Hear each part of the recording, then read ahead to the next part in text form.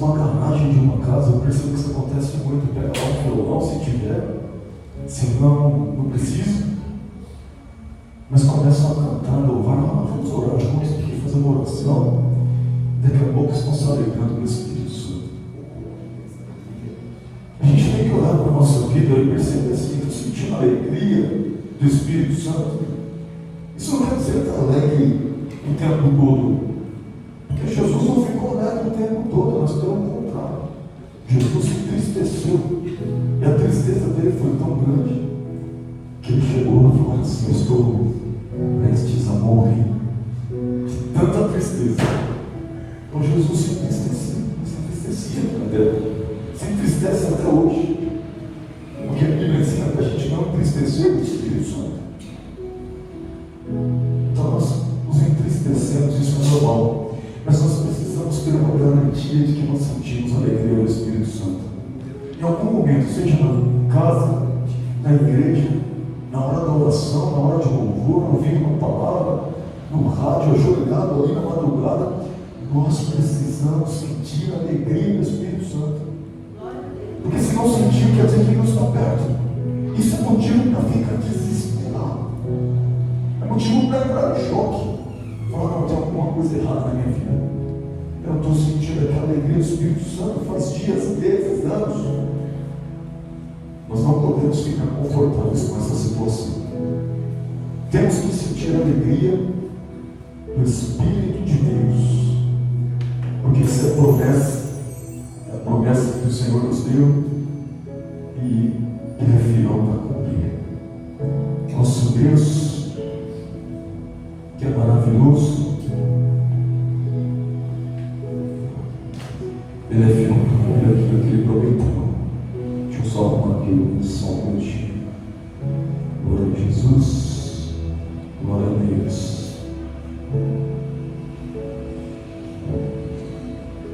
Deus é fiel. Deus é fiel. A gente vem aqui para tentar mostrar alguma fidelidade para com Deus, mas Ele já é fiel. Ele é fiel conosco. E a Bíblia fala uma coisa muito interessante: até quando nós somos infiéis, Ele permanece fiel. Como é que pode isso? De alguma maneira eu fui infiel, talvez uma palavra, um pensamento, uma atitude, mas a Bíblia diz que ainda assim Deus mantém a sua fidelidade para comigo. Como é que pode uma coisa dessa? O amor de Deus é a aliança que nós temos com o Senhor. Glória a Jesus. Queridos, vamos meditar a palavra de Deus durante alguns minutos. Eu quero que você abra a sua Bíblia no livro de Gênesis, primeiro livro da Bíblia, Gênesis capítulo 3, versículo 19. Livro de Gênesis capítulo 3, versículo 19, facinho de encontrar. Toda vez que você ouvir a palavra de Deus, não apenas ouça, mas ore. Enquanto você está ouvindo, vai pedindo para Deus: Senhor, faça com que a sua palavra chegue mesmo. Faça com que o teu Espírito tome a saltar e transmita e traga inspiração, e seja verdadeiramente a sua palavra. Se você pedir isso, o Senhor entrega, o Senhor dá. Se você estiver apercebido a palavra de Deus e desejando a palavra de Deus, a palavra será entregue. Então não perca nenhuma oportunidade de absorver a palavra de Deus nessa noite. Gênesis capítulo 3, versículo 19.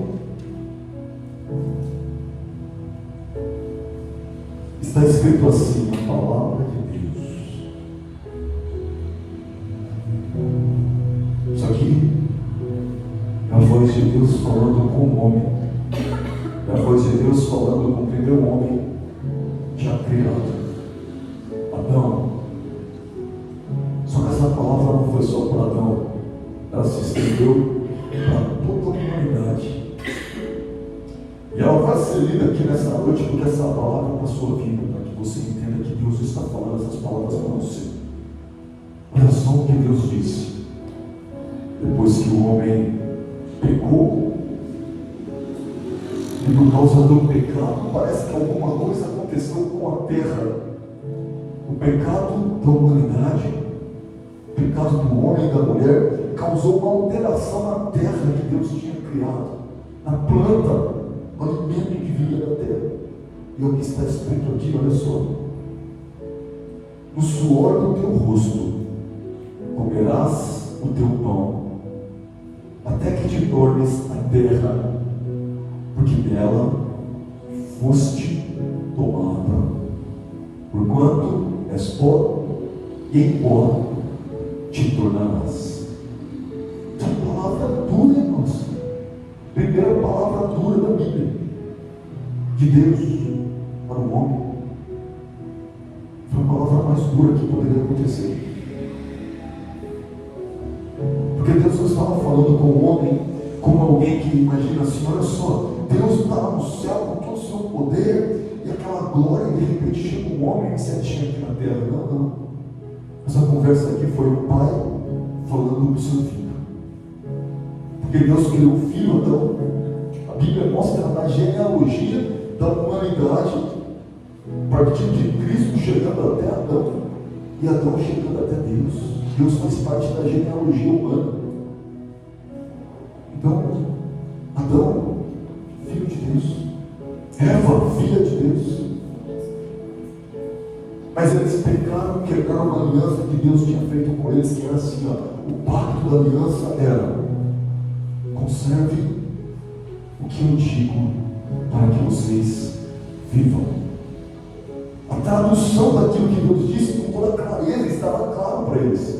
Era assim, ó: façam o que eu mando para que vocês não morram. E olha só, isso é tão interessante que por toda a humanidade isso foi estendido.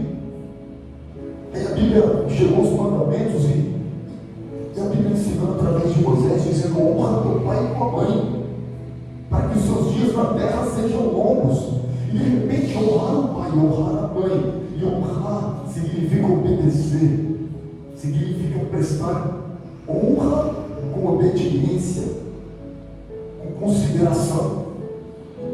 Está ligado à vida. Ora, se quer viver, então obedece o pai e a mãe. E de repente Deus estava falando: se vocês querem viver, não obedeçam. Isso vem até hoje. Entra nos presídios, começa a entrevistar lá um presidiário que entrou na vida errada. Pergunta para ele assim: olha, se você é obediente ao teu pai e à tua mãe, se você tinha pai e mãe, para você vai ser impossível. Ele fala: eu sempre fui muito obediente. Isso é ridículo, patético. Desobedeceu, quebrou a aliança que tinha com o pai e com a mãe. E quando alguém quebra aliança com o pai e com a mãe hoje, aqui nessa terra, Deus está falando aqui, está trazendo uma maldição de morte para a sua vida. A gente pensa que é brincadeira, um negócio desse. Adão morreu, meus irmãos. Quando Deus falou assim: você vai voltar para a terra, eu imagino que Jesus, Deus, conversando com Adão ali, falou aquilo chorando. Tinha criado um homem para ser eterno filho, para viver com ele, sempre em paz, família de Deus. E de repente Deus falou: você foi tomado da terra, você vai voltar para a terra, vai ser enterrado, sepultado, velório para você. Você acha que isso não doeu o coração de Deus? Mas Deus é amor, mas Ele é justiça também. Deus começou a dizer assim para Adão: olha, do suor do teu rosto você vai comer. A terra ficou maldita por tua causa. Era para ser fácil você tirar o pão da terra, mas agora está difícil. Para comer vai ter que suar, vai ter que sofrer. E vai ser por toda a vida, do início ao fim, até que você volte para o corpo, já que você foi tirado de lá. E é para lá mesmo que você vai voltar. Essa palavra é para a minha vida e para a sua vida. Há 100 anos atrás, 200 anos atrás, tinha um pastor com uma Bíblia pregando a palavra, e ele pregou essa palavra, e todos eles, inclusive o pastor, voltaram para o pó. Ele pregou e disse: é verdade, essa palavra é de Deus para essa igreja. E todos eles esfarelaram. Se você for atrás deles, viraram farelo de cinza. Você pode ir lá, tentar achar o caixãozinho, já não tem mais nada, nem você, já foi. Virou pó. Então essa palavra é verdadeira até essa. Mas glória a Deus que Jesus olhou para o pó da terra, olhou para a minha vida que virou pó, e ele pensou assim: se o meu sangue cair nesse pó, ele volta à vida. Já está morto, sepultado, virou pó. Não há mais esperança de vida. Já não respira há muito tempo. Retornou o que era. Um dia era pó. Deus chegou e transformou no ser humano. Voltou a ser pó de novo. E Jesus falou: eu transformo em ser humano de novo. E agora para viver para sempre. Agora para viver comigo. Agora uma aliança eterna que não pode ser quebrada. Porque eles quebraram a aliança porque pecaram. Mas o jeito que eu vou fazer-os renascer no pó da terra, se eles pecarem, quem paga o preço sou eu. Eles ficam vivos. Se eles pecarem, eu serei um advogado. Vou lá e tiro o pecado deles, pago com o meu sangue, e eles viverão a vida que foi dada para o homem e para a mulher. Paraíso de Deus. As maravilhas que não subiram ao coração do homem, que o homem não desejou, nunca sonhou em saber. É isso que Jesus olhou para mim e para você. E ele viu a gente indo para o pó, porque ele sabe o dia que cada um de vocês vai para o pó. E eu também. E ele falou: não vai ficar não. Ele reverteu essa história. Eu sou muito grato a Jesus por causa disso. Muito. Mas irmãos, eu queria falar para vocês algo muito interessante da palavra de Deus. Essa coisa do homem ser tirado do pó e voltar para o pó é tão interessante, é tão extraordinário, que eu não consigo entender. Quando eu falo com um cientista, ele fala: eu não acredito em religião, nem em Deus, essas coisas, não tem prova. Eu acho isso engraçado. Chega lá, eu fico bravo, porque para mim é uma piada mesmo. Eu falo: não é possível, você está falando sério? Eu falo sério, eu falo: nossa. Porque essa coisa do homem ter saído do pó e voltar para o pó, está em tudo à nossa volta, está em toda a matéria. Como é que ele não percebeu isso? Olha só que coisa muito interessante. Alguém examinar o corpo humano vai perceber que realmente a consistência e o que tem no nosso corpo tem componentes que são mesmo da terra. Mas se você olhar para tudo que está à nossa volta, é assim. Se você pegar os carros que estão aí fora, eles eram pó. Um dia era pó e vai retornar o pó.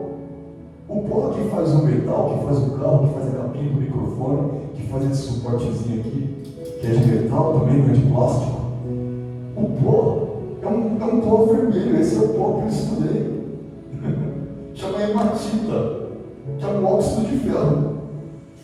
Ele é um pó vermelho. Quando eles pegam esse pó vermelho e processam, e põem temperatura, e colocam num forno especial, daqui a pouco aquele negócio começa a virar um ferro. Começa. A metalurgia é isso. Então você pega um pó vermelho e transforma em metal. E esse metal você faz coisas úteis com ele. Essa coisa útil, que pode ser uma espada de metal, já foi feito lá na época bíblica, lá na época de Adão. Começaram a fazer espadas, utensílios de metal. Os metalurgistas começaram ali nas primeiras gerações. Perceberam que aquele pó vermelho, se colocasse temperatura, virava metal, uma coisa útil, que teria uma vida útil. Então alguém fez carros, alguém fez um portão dessa igreja, fez essa porta, tudo com esse pó vermelho. Agora olha que coisa engraçada: se a gente não pintar a porta da igreja, o que acontece? Quem sabe o que acontece? Aula de metalurgia na igreja. Enferruja. E o que é enferrujar? Começa a estragar, começa a se desfazer. Alguém já viu a ferrugem de perto? Que cor que ela é? A ferrugem não é vermelha? Se você for lá, formou um pó vermelho. Se você pegar aquele pozinho vermelho e for lá no microscópio, você vai ver que é o mesmo pó vermelho que foi tirado da natureza para um dia fazer essa porta. É a própria hematita, é o óxido de ferro. Olha que coisa impressionante. Alguém descobriu um pó vermelho que, se você processasse, o ser humano, Deus deu sabedoria sabedoria para ele processar, e processou e fez objetos de metal. Mas depois, com o tempo, se não proteger, ele volta ao pó. Aquilo deu, volta para a terra. Ah, mas isso só vale para o metal? Não, tudo é assim. O cimento que fez essa igreja é a mesma coisa. Ele veio de minerais que estavam na terra, puxou, processou, fez o cimento, daqui a pouco ele vai se desfazendo de novo, vai voltando ao pó, tudo volta ao pó. Pode durar centenas, milhares de anos, mas uma hora vai se desfazer. Interessante o que acontece. O plástico é um pouquinho diferente, porque o plástico ele vem do petróleo, a maioria, mas o petróleo também é uma coisa tirada de dentro da terra, também vem da terra. O petróleo do pré-sal que nós temos aqui no Brasil, ele é sólido, é umas plaquinhas assim. Se você pegar para ver, aquilo é pedra, é pó. E depois que você pega ali aquela substância que se formou e ela degrada de novo, você vai percebendo que ela começou a se quebrar aquelas moléculas e voltou a uma situação muito parecida com o que era o petróleo antes. Mas não dá para usar de novo, mas é parecido. Então tudo é tirado da terra e volta à terra. É tirado do pó e volta para o pó. Tudo que existe. Esse planeta é feito de coisas que saem do pó e voltam para o pó. E alguém olha para o ser humano e fala: eu não acredito nesse versículo. Eu só falo assim: poxa vida, não posso ser inteligente. Não tem como, está tão claro. E Deus mostrou com toda clareza como é que é tirar do pó e fazer voltar para o pó. Olha só que coisa interessante. O momento da retirada de um minério, de uma terra do pó, e o processamento para virar alguma coisa, não é a fase mais importante. O momento em que ela enferruja e volta a ser pó de novo, não é a fase mais importante. A fase mais importante dessa matéria é quando virou uma porta e a gente pôde usar na igreja. Abrir e fechar a igreja culto após culto por 5, 10, 20, 30 anos. É o carro que rodou por 10, 20, 30, 40, 50 anos. É o tempo entre o nascimento da coisa e a morte. E olha só, o que Deus disse aqui: o ser humano foi tirado do pó e vai voltar para o pó. E nesse intervalo de tempo chamado vida, mais do que o nascimento, o ser tirado do pó, e mais do que a morte, voltar para o pó, mais importante é o meio da vida.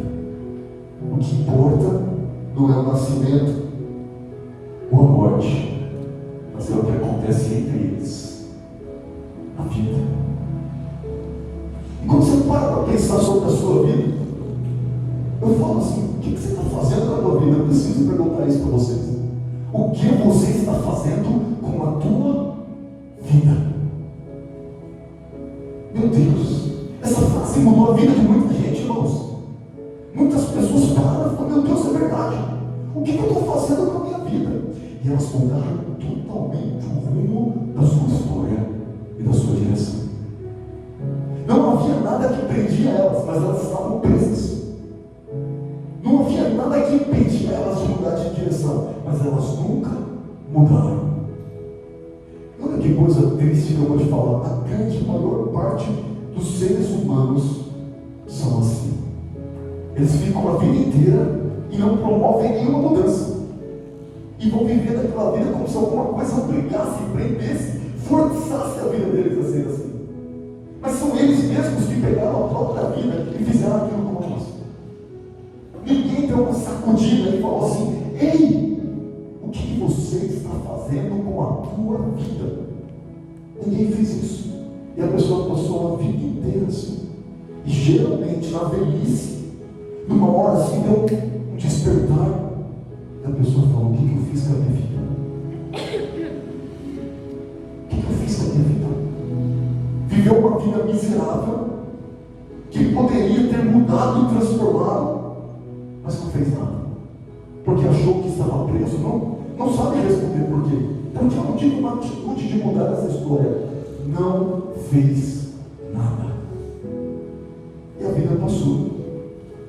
É por causa disso que muitas pessoas nasceram escravas e morreram escravas, porque não lutaram pela liberdade.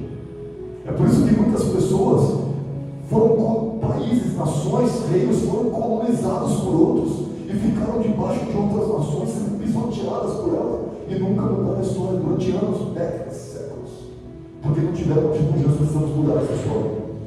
Mas de repente se levanta alguém e fala: vou mudar essa história, e muda. Olha como é interessante isso. É por causa disso que mulheres foram maltratadas pelos seus maridos durante uma vida inteira, sendo espancadas, sei lá o que, abusadas, e continuaram, mas fazer o quê, né?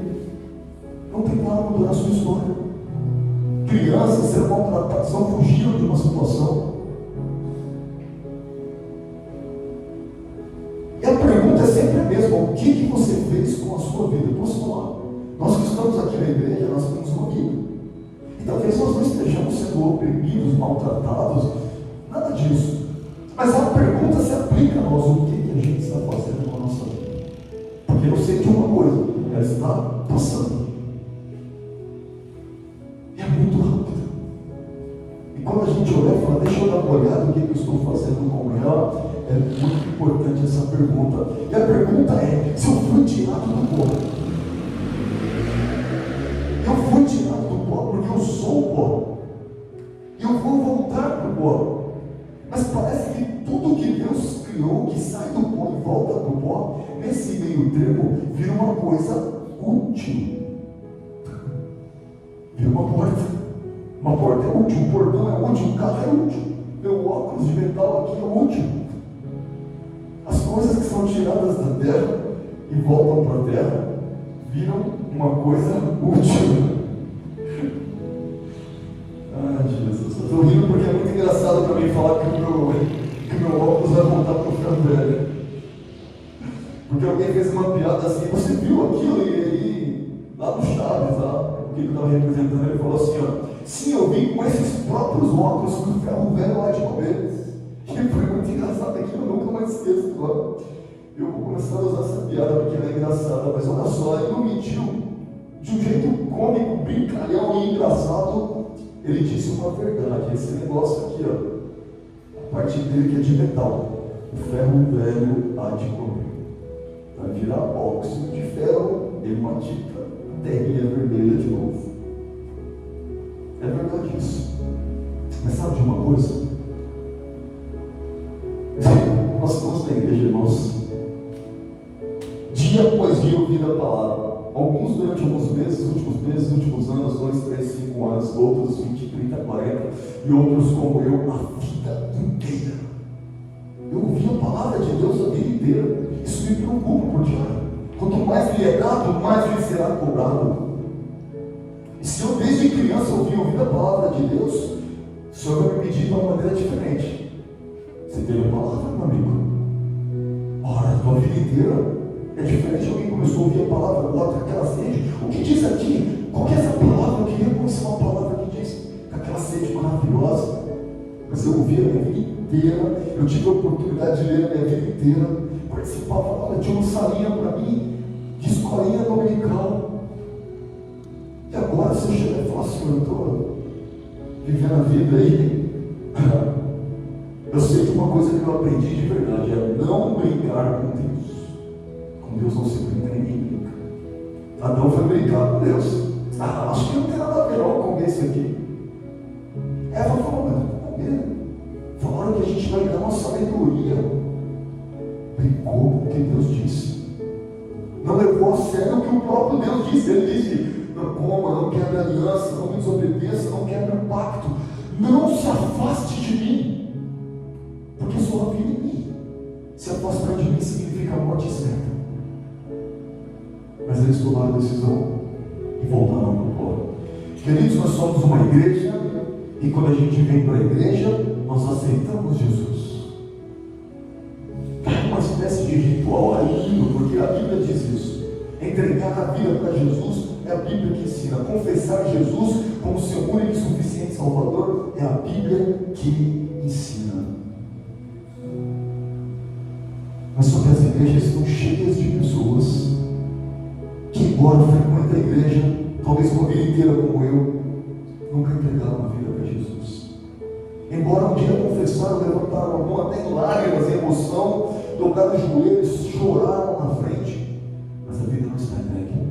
Quando Jesus tenta mexer, quando Ele tenta movimentar, quando Ele tenta transformar em algo útil, Ele não consegue.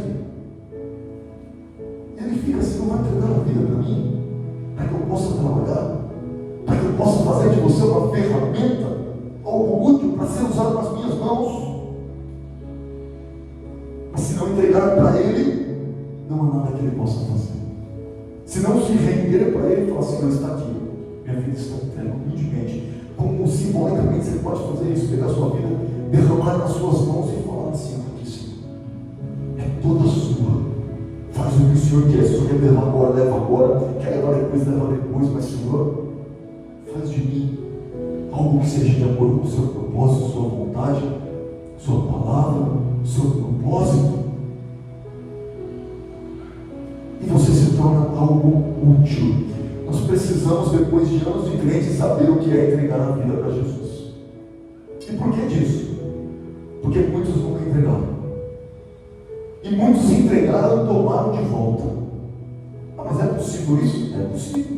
Eu posso entregar a minha vida para Jesus, começar a viver uma êxtase. Não, agora é só Cristo, agora eu só faço o que Ele quer, agora é só palavra, e é o fogo, é vigília para todo lado, é igreja embora. De repente eu falo, já cansei desse negócio aí, as igrejas estão muito assim e tal, e ó, pegou a vida de volta. Não quero mais saber não. Então nós podemos pegar a nossa vida de volta. E já te entreguei para Jesus, ou coisa triste. Já estava bonitinho nas mãos dele para ele trabalhar, para ele aplanar, para ele moldar, para ele recriar. Mas a gente foi e tomou de volta. Essa vida é minha. Vou ver minha vida. Então nós precisamos de novo entregar a vida para Jesus. Não na igreja. Ninguém quer levantar a mãozinha para Jesus. Você não serve para nada. Eu não vou fazer isso com ninguém, com vocês ou comigo. Mas o coração que tem que fazer. Do propósito tem que falar, Senhor, de acordo com essa palavra, eu quero verdadeiramente entregar a minha vida no Senhor. E é uma data marcada. Eu quero marcar. Domingo é 14 de setembro. Eu quero que esse dia seja o dia em que houve uma nova entrega. E se eu já estava entregue, eu estou seguro disso, eu não estou preocupado. A vida sempre foi de Jesus, então haverá uma entrega mais profunda, mais intensa. Sabe o que significa entrega? Eles colocam isso em romances. Entrega, rendimento. Se entregar para Jesus, se render para Jesus, é bonito de falar. Mas a realidade é uma coisa muito séria. Você viver uma vida em que você fala, essa vida não é minha, é dele. E agora eu só faço o que ele manda. Eu não posso mudar. Eu não posso decidir nem pela minha vontade, nem pela sua. É só pela dele. Desculpem, eu lamento, mas eu não posso fazer o que você quer. Eu não posso fazer nem o que eu quero. Eu só posso fazer o que Ele quer. E a busca na minha vida é tentar descobrir cada vez mais o que Ele quer para mim. O que Ele manda. A busca eu já tenho. Não preciso de revelação nem sonho. Não preciso de profeta nem profecia. Embora tudo isso é maravilhoso. Mas ó, já está aqui. Tudo que eu preciso saber. E tudo que Ele quer para mim está aqui. Eu só preciso examinar e conhecer mais e mais. Conhecer e prosseguir e conhecer a Deus e a sua palavra. Mas agora chega numa situação em que eu falo, não, Senhor, eu preciso realmente me entregar espírito, alma e corpo totalmente para o Senhor. Eu preciso sentir que eu fiz isso. Eu preciso ter essa certeza, eu preciso que o Senhor tenha essa certeza. Não só porque eu estou chorando agora e me entregando, mas porque eu quero que o Senhor perceba isso em mim. Que o Senhor criou em mim um coração igual ao meu. Que o Senhor fez isso, que o Senhor me recriou, que me tirou de novo, ó, depois que eu fui tirado do pó da terra. E a palavra para mim foi, você vai voltar para o pó. Jesus veio e falou, nova criatura. Eu falei assim, para o pó eu já voltei. Sabe por quê, irmão? Essa palavra também está falando que o meu corpo vai voltar para o pó. Mas quando eu olho para o meu espírito, eu falo, aqui não. Sabe por quê? Porque Jesus morreu por mim. E agora, essa coisa de morrer e voltar para o pó, para mim já aconteceu. Como assim? Você está aqui? Fisicamente falando, mas espiritualmente falando, eu já morri. Esse mundo pode até me enterrar, me pôr no caixão, abrir um buraco, me colocar lá dentro, homenagear, bem bonitinho, as florzinhas, né? Pode fazer tudo isso, mas não vai servir para muita coisa, porque eu já estava morto. Como assim estava morto? Espiritualmente, eu já tinha morrido para o mundo, estava crucificado para o mundo. Tem outro detalhe também que aconteceu: o mundo estava morto para mim. O que eles fazem, não interessa. Eu já morri. E que momento que eu realmente morri? Foi quando eu entreguei minha vida para Jesus. Então, se alguém ainda se sente vivo neste mundo, ainda se sente apegado com as coisas daqui da terra, eu escuto um absurdo de alguém falar: não, Jesus não volta ainda não. Eu nem casei. Meu Deus. Eu já vi gente falando isso. Não volta ainda não, Senhor, nem alcancei meu projeto X. Senhor, estava fazendo a faculdade, agora que eu estou no último semestre. Jesus volta nos pega. Então o que aconteceu com o ser humano? Ele não entendeu. Ele não entendeu o que é estar morto. Estar morto não significa ser um morto aqui na terra, porque eu não gosto de morto. Quando eu vejo alguém que está muito morto, eu sacudo ele assim. Fala, levanta, acorda, desperta para a vida. Porque eu não sou nada morto. Sou vivo demais, alguém tem que me segurar. Falou, devagar aí. A gente tem que estar aqui na terra para agir, para fazer, para acontecer, para cumprir o nosso propósito de vida. Mas quando a gente olha para uma situação de falar assim: eu tenho uma vida, e eu entreguei ela para Jesus até o dia que Jesus vai tomar de volta o fôlego que já é dele, ou ele vai aparecer nas nuvens e vai me arrebatar. Isso pode acontecer hoje, agora, e o propósito está cumprido. Nós ficaremos felizes com isso, graças a Deus, ansiosos por esse dia. Tem que tomar cuidado com ter medo de Jesus voltar. Sabe por quê? A Bíblia tem uma bênção especial para aqueles que amam a sua vida. Haverá paz e bênçãos para aqueles que amam a sua vida, o dia da vida. Quem quer entregar a vida para Jesus? Já foi muito. Salmo 90, versículo 9. Nós vamos ler o versículo 9 e o versículo 12. Salmo 90 foi escrito por um homem chamado Moisés. Que coisa impressionante. Moisés escreveu um salmo. Sim, ele escreveu. Não foi só Davi que escreveu os salmos. Salomão escreveu, tem vários autores desconhecidos. E Moisés escreveu esse salmo, Salmo 90. Esse salmo foi uma oração que ele fez. E quando Moisés orava a Deus, ele começou a falar sobre isso, sobre a brevidade da vida. Ele mesmo que escreveu essas palavras da parte de Deus, dizendo: porque és pó, Adão, e ao pó tornarás. Foi Moisés, é a caneta de Moisés que foi escrito isso. Ele entendeu a revelação. E ele começou a orar, falando assim: Senhor, o que é a vida do homem? Tipo 70 anos, e se chegar aos 80 vai ter 10 anos de câncer. Ele começou a olhar para a vida e falou: que brevidade é essa? Que vida é essa? Tão curta assim? Ele falou: a gente chega na idade e de repente nós voamos, ó. Está falando da alma e do espírito que voam. Mas quando ele for falar sobre entregar a vida para Jesus, eu vou dizer para você, ele trouxe um ensinamento nessa palavra sobre o que significaria para mim e para você entregar a vida para Jesus. Sabe por que a gente fica cheio de ilusões aqui na terra? Porque a gente não sabe o que é a vida. Nós não entendemos a nossa vida. Então a gente fica assim com uma vida sem sentido, com um sentido vago e com um sentido inútil. Sabe por que isso acontece? Porque a gente não soube reconhecer a vida que nós temos. Olha só, Salmo 90, versículo 9. A Bíblia está ensinando a primeira coisa sobre o que é entregar a vida para Jesus. Porque eu não posso pregar na igreja e para mim mesmo sobre entregar a vida para Jesus se eu não entender nem o que é isso. Entregar a vida para Jesus é levantar a mão, aceitar e ir para a igreja. Não é. O que é então entregar a vida para Jesus? Primeiro, é reconhecer a vida que você tem. Você não pode entregar uma vida para Jesus que você não conhece. Você não conhece a própria vida. Está entregando o quê? Você nem sabe o que está entregando. Então isso não é entrega. Primeira coisa, você precisa conhecer e reconhecer o tipo de vida que você tem.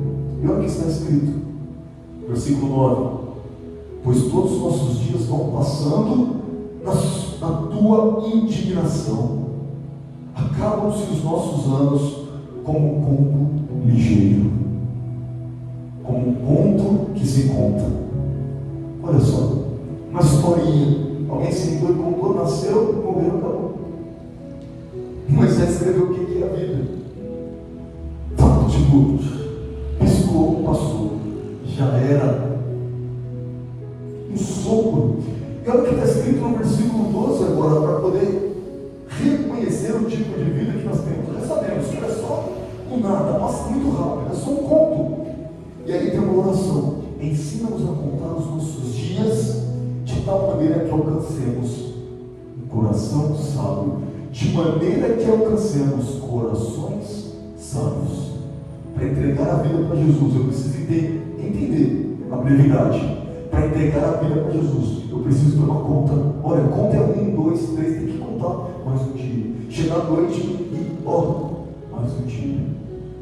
Cansado, trabalhou, teve os problemas para resolver, foi deitar para dormir e ficou assim, mais um dia. Eu não sei quantos mais eu tenho, Senhor, eu estou contando. Mas o Senhor me deu mais um. Obrigado. Porque quando você contar os seus dias, você vai pensar no dia seguinte, você vai contar também. E vai ter o temor de Deus, e vai lembrar que você entregou sua vida para Jesus, e vai viver uma vida com o propósito dEle, com a vontade dEle, com a direção dEle, com o coração dEle. Você já parou para comparar o teu coração com o coração de Jesus?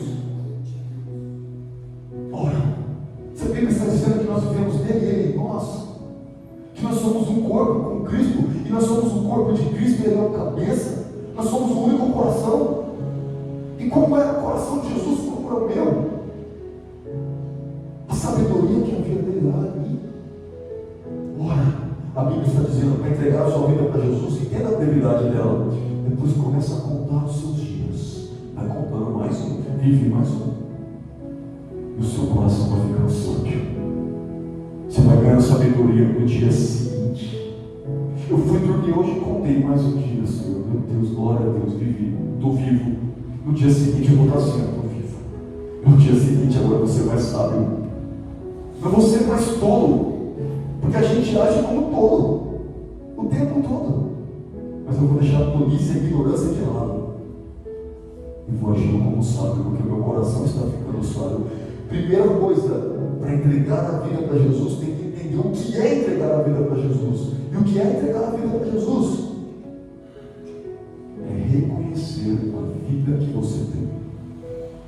Vida breve e uma vida que a cada dia deve haver aperfeiçoamento e sabedoria.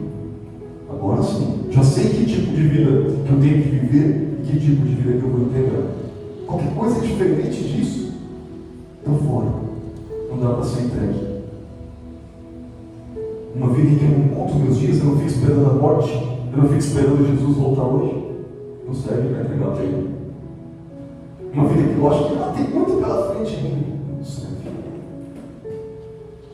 Humildemente a gente tem que falar: Senhor, se o Senhor me der mais um dia de vida, pela tua graça, eu tenho uma boa vontade, não é merecimento de eu reconhecer a vida que tenho.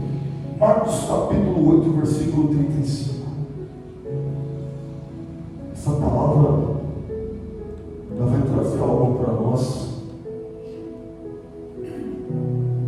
sobre alguns trechos que nós cantamos essa noite. O louvor é Ele, por Ele que eu estou gastando a minha vida, perdendo tudo por amor e com alegria. Esse é o tipo de coisa que quando o povo passa aí fora, escuta a gente cantando, fala: são doido mesmo. Eles pensam que a gente é louco. Peraí, perdendo tudo por amor e com alegria? Como assim? Isso é loucura, né? É loucura mesmo. Para os que perecem, é loucura. Mas para nós que estamos sendo salvos, é o dom de Deus. Depois que eu aprendi pela palavra de Deus o que é entregar a vida para Jesus, e é que primeiro eu preciso reconhecer a vida que eu tenho. Ao reconhecer, humildemente já estou entregando. ao reconhecer o tipo de vida que eu estou tendo e vivendo, já estou entregando, já estou entregue. Reconheci que é breve, que é nada, que é um vento, estou entregando, meu fôlego de vida. Segundo ponto é, eu preciso confessar para Jesus, como nós fizemos no louvor hoje, o que eu estou disposto a perder. Você já viu gente que vai para a igreja, é crente, mas não está disposto a abrir mão de nada por Jesus? Se justifica e fala, mas quem também não é assim? É maluco, o coração fica duro, não quero saber. E o Espírito Santo vem e convence, não filho, não faz assim, vai tentando amolecer, não filho, eu não acho nessa direção. Mas endurece, se enrijece e fala, não quero saber. E sabe por que acontece isso? Porque ele não está disposto a perder isso aqui, ó, por amor a Cristo no Evangelho. Quando eu xingo alguém, eu vou para cima da pessoa e já esculacho porque a pessoa me agrediu verbalmente, de qualquer maneira que seja. Significa que eu não estava disposto nem a suportar uma ofensa por amor a Cristo. Não está disposto a sacrificar nada. Então a gente precisa se perguntar, o que eu estou disposto a perder por Ele?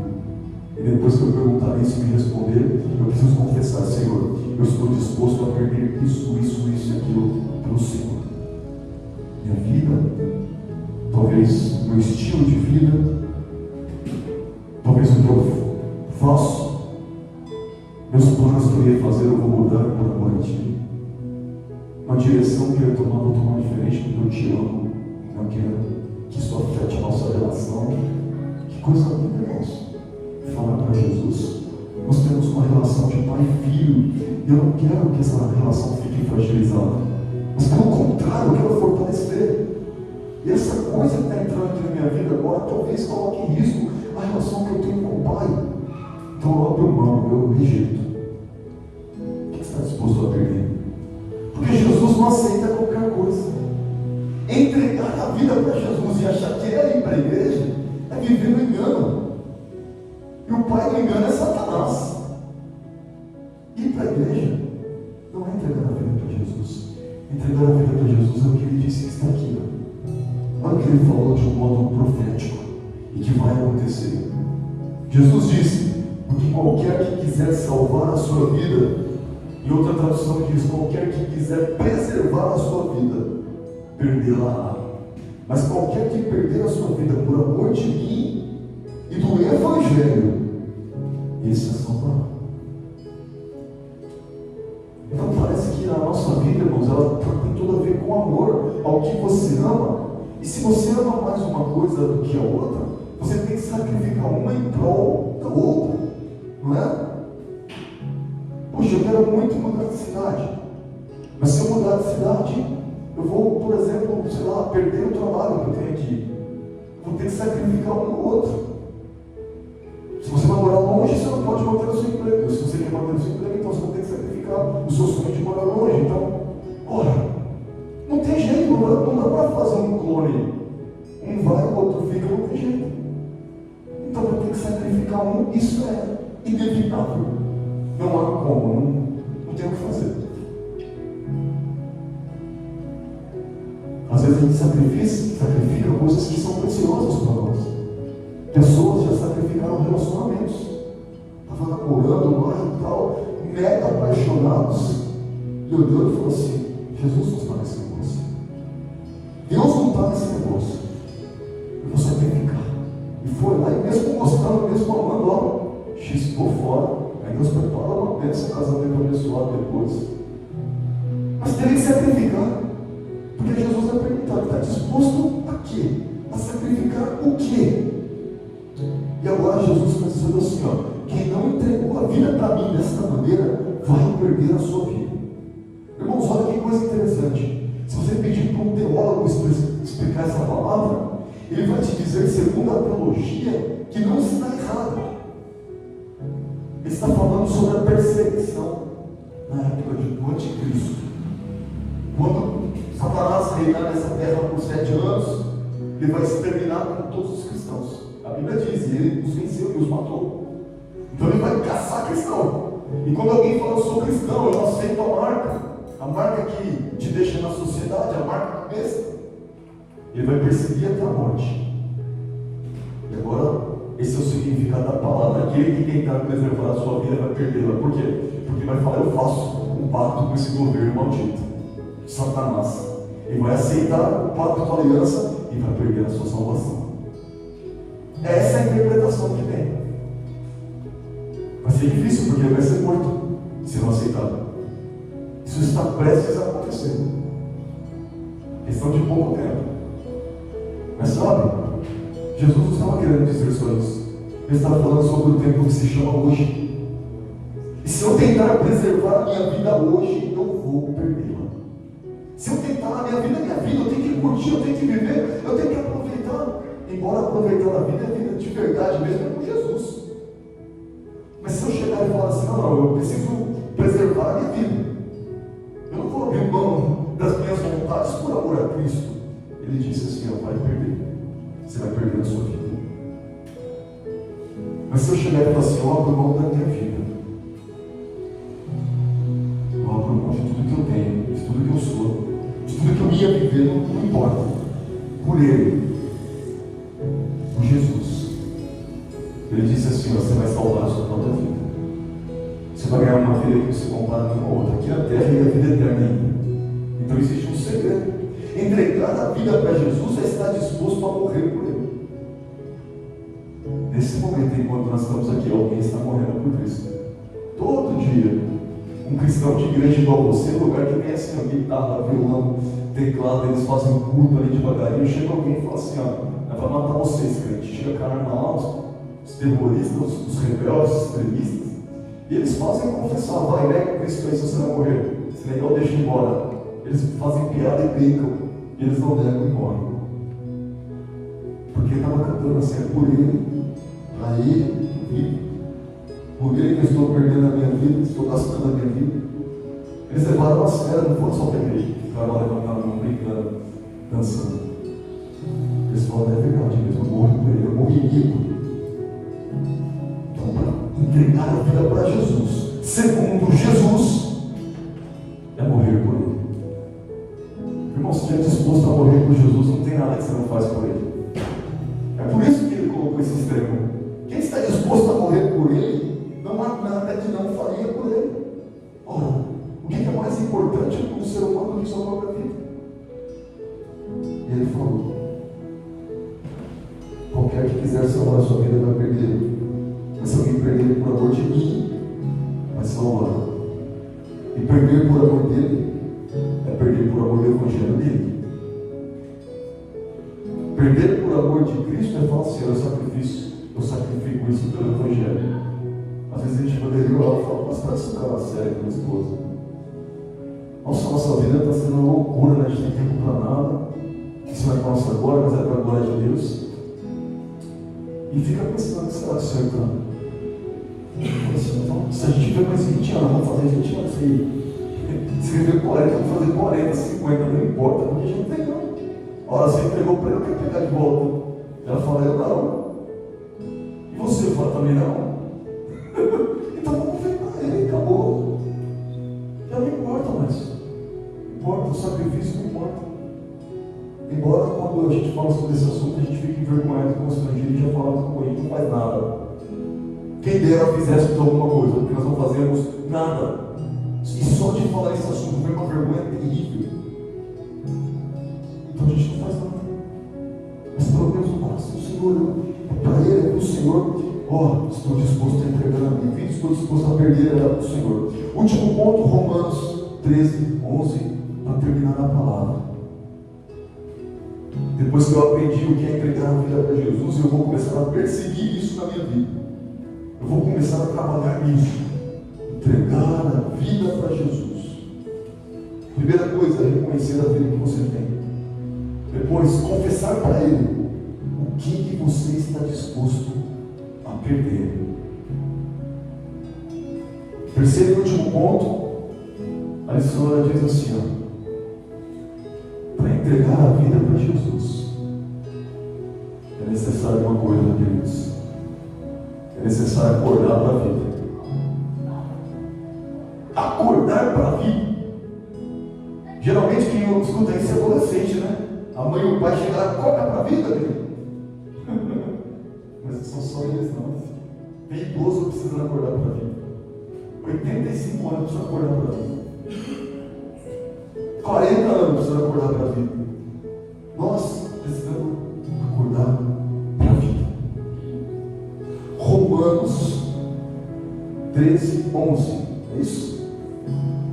Romanos 13, 11. A palavra de Deus vai nos ensinar a despertar para a vida.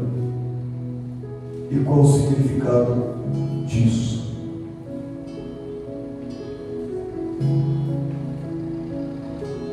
Despertar para a vida significa nada mais, nada menos do que reconhecer os tempos. Sabe o que acontece quando a gente fica ligado muito nessa terra aqui? Isso acontece porque a gente esqueceu do tempo. Esqueceu? Porque se eu me ligar no tempo, já falo, minha vida é pó. Acabou, passou, já morri de velho. Se eu pensar no tempo, eu falo, Jesus está voltando, ele está às portas, já era. Mas se eu esquecer do tempo, eu fico aí, ó, no sono, dormindo, boiando, viajando na maionese. E a palavra para nós é desperta-te, tu que dormes. Tem que acordar para a vida. O único jeito de entregar a vida para Jesus é acordando para a vida. E por quê? Porque Jesus não vai aceitar a vida de alguém que está dormindo. Toma minha vida dormindo, Senhor. Como assim dormindo? Olha, tem que estar acordado para que seja a vida de alguém que está despertado, acordado. Eu estou te entregando. Antes de entregar a vida para Jesus, eu preciso ter certeza de que eu acordei para a vida, de que eu despertei para a vida. E isso tem a ver com saber discernir tempo. Vamos ver se isso é verdade. Olha o que está escrito. Olha o que o apóstolo está dizendo para a igreja de Romanos. E isso digo, conhecendo o tempo, que é já hora de despertarmos do sono, porque a nossa salvação está agora mais perto do que nós, mais perto de nós, do que quando aceitamos a fé. Você entende que na época que você aceitou Jesus e disse estar entregando sua vida para Jesus, o tempo passou e o dia hoje que chegou, nós estamos mais perto da nossa salvação? Ora, é uma lógica do tempo, não é? Estamos mais perto da salvação. Ele não disse que está perto da morte. Ele não disse que está perto de retornar ao pó. Ele disse perto da salvação. Olha que coisa linda. Cada vez que o tempo passa, se a gente aprendeu a reconhecer o tempo, nós sabemos que estamos mais perto da salvação. Cada dia que eu vou dormir e acordo, eu falo, mais um dia passou, mais um dia vai começar, mais perto eu estou do dia da salvação. Está chegando. Irmãos, isso vai trazer ânimo para a sua vida, vai trazer espiritualidade para a sua vida. Quando alguém vier falar com você, já vai ver com um rosto diferente, porque você pensou na sua salvação. Você é salvo, a salvação está chegando, Jesus está voltando, a trombeta está se preparando para soar. Eu vou para a glória, eu vou morar com Ele, o meu corpo será transformado. Eu vou reinar com Ele aqui na terra. Tudo que está se preparando. E olha só o que está escrito no versículo 12: a noite é passada e o dia é chegado. Olha só, o pensamento de tempo, dia e noite. Olha como é que a Bíblia faz, irmãos. Como é que a Bíblia fala as mesmas coisas o tempo todo para a gente chegar no único objetivo? A noite já passou e o dia chegou. Rejeitemos, pois, as obras das trevas e vistamos das armas da luz. Olha só, o que é entregar a vida para Jesus? Tem que rejeitar algumas coisas.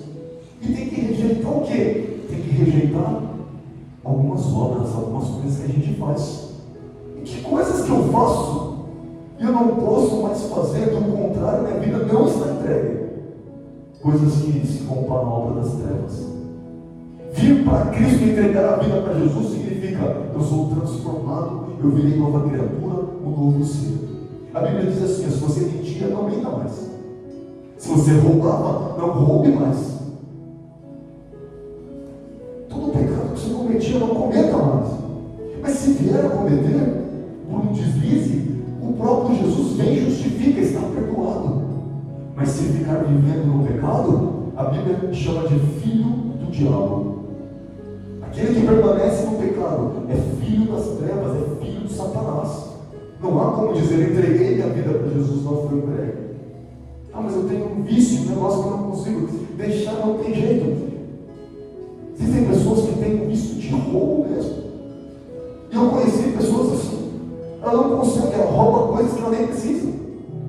Aí a ciência está colocando, tem um problema aí psiquiátrico, então procura um médico rápido, para que você não corra o risco de ir para o inferno por um problema mental. Ora, obras das trevas não podem estar nas nossas mãos. Não importa o que seja.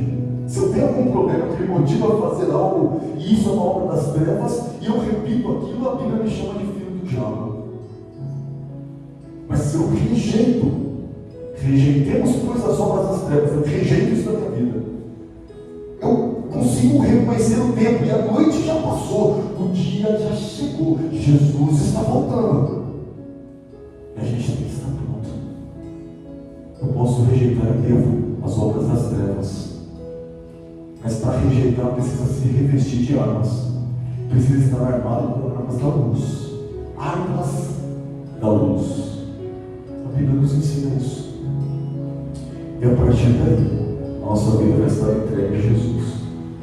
Curva a sua cabeça agora.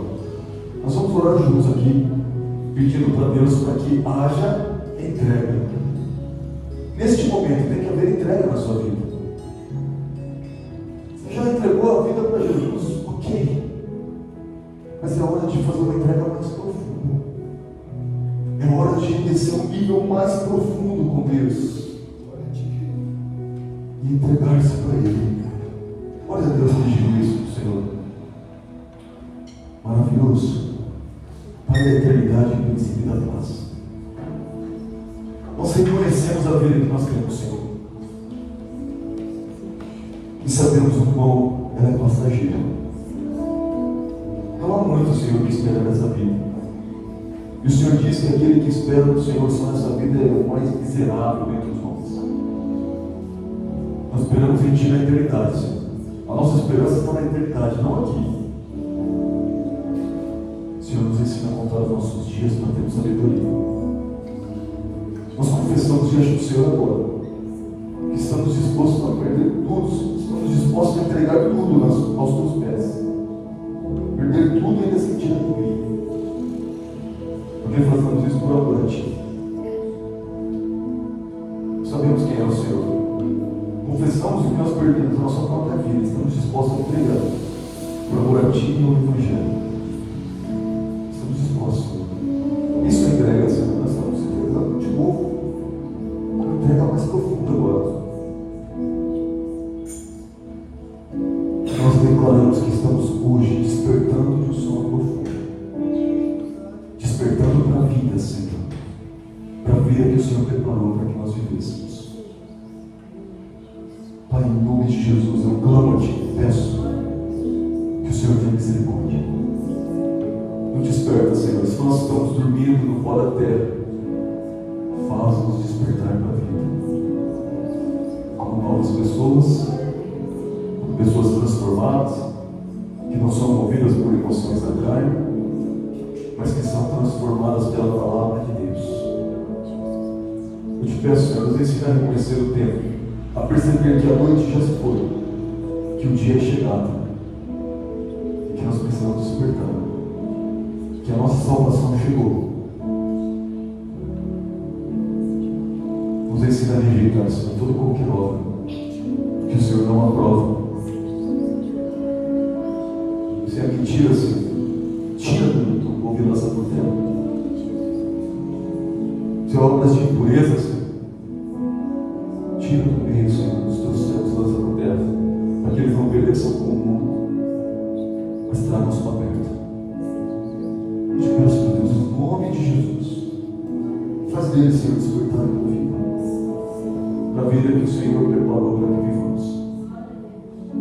Pai, em nome de Jesus, ensina a lutar com as armas, as verdadeiras armas da luz. Nós clamamos e nós pedimos, tem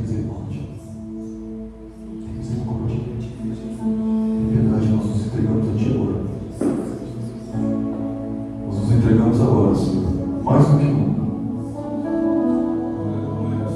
Amamos mais a Ti, Senhor, e o Teu Evangelho, do que a nossa própria vida. Nos entregamos totalmente a Ti, para que o Senhor nos receba, Senhor, os Teus braços, nos faça viver, Senhor, te ofertando o melhor que nós temos, o melhor do coração, o melhor